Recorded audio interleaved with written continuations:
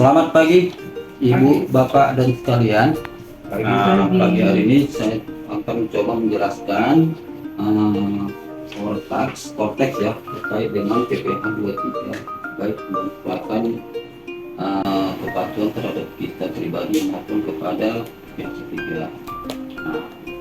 Dalam hal ini Cortexnya sudah ada aplikasinya, kita bisa upload atau download di www.pajak.go.id.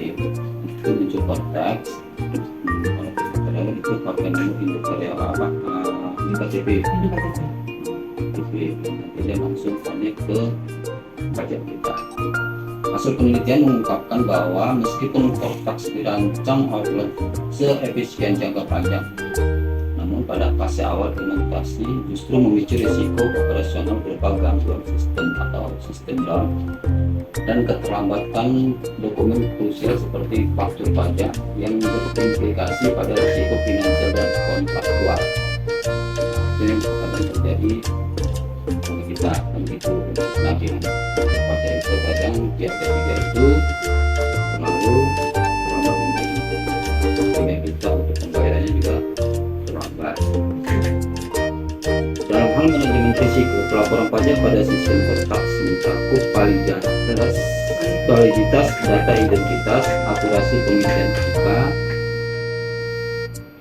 dan mitigasi pengawasan fiskal seperti SP2DK, pengolahan yang tepat mencegah kesalahan input, sanksi administrasi, serta gagal submit. Identifikasi risiko utama yaitu validitas data itu yaitu ketidakpadanan NIK NPWP atau data keluarga kita.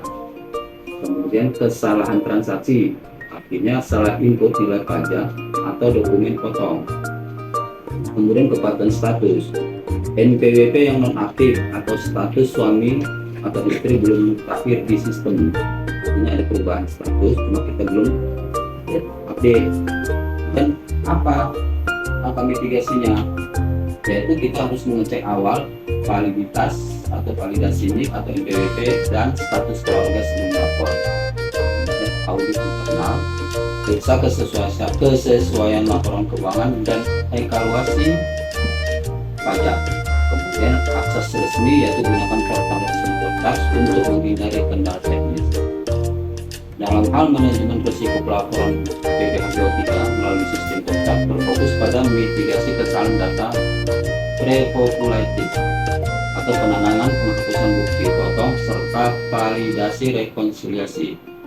Pengelolaan yang tepat mencegah terbitnya surat permintaan penjelasan atas data dan keterangan atau disebut dengan SP2DK dari Direktorat Jenderal Pajak. Risiko utama pelaporan PPH 23 di Cortex itu adalah penghapusan bukti potong. Menghapus bukti potong di sistem memicu asumsi DJP bahwa penghasilan belum diakui dan berisiko memunculkan SP2DK tadi. Ketidaksesuaian data prepopulasi berbeda antara rekapitulasi invoice internal dengan data otomatis sistem Cortex. Kesalahan nilai DPP, kesalahan input dasar pengenalan pajak, atau salah pilih kode objek pajak PPH 23. Strategi mitigasi dan pengendalian yaitu jangan hapus bukti potong, hindari menghapus bukti potong yang keliru, lakukan pembetulan atau mekanisme penyesuaian sesuai prosedur tanpa menghapus jejak data di master system. Kemudian rekonsiliasi berkala yaitu mencocokkan data buku besar atau general ledger, biaya dan penghasilan dengan daftar bukti potong PPH 23 terbit dalam sebelum pelaporan SPT masa atau tahunan.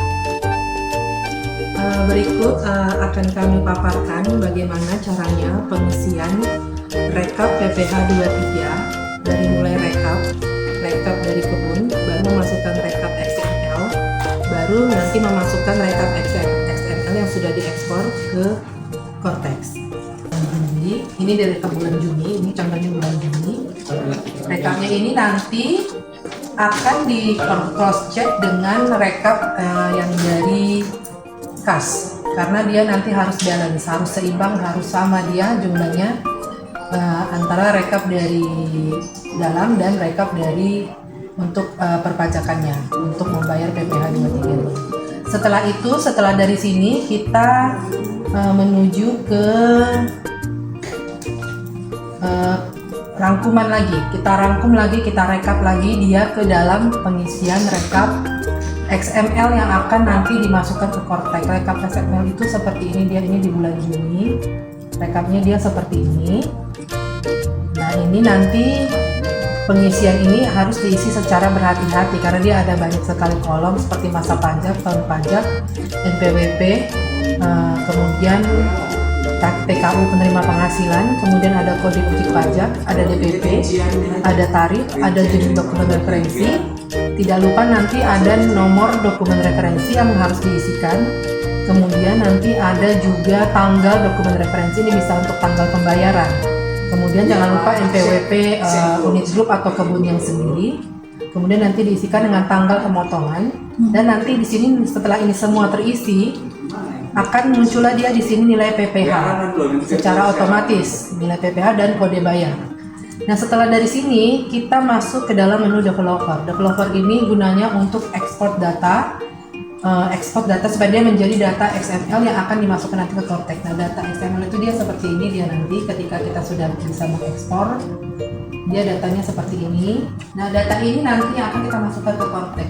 Lalu kita buka Kortek. Setelah nanti ini benar, kita buka Kortek. Kita buka yang IbuPot. IbuPot ini kita buka yang BPPU.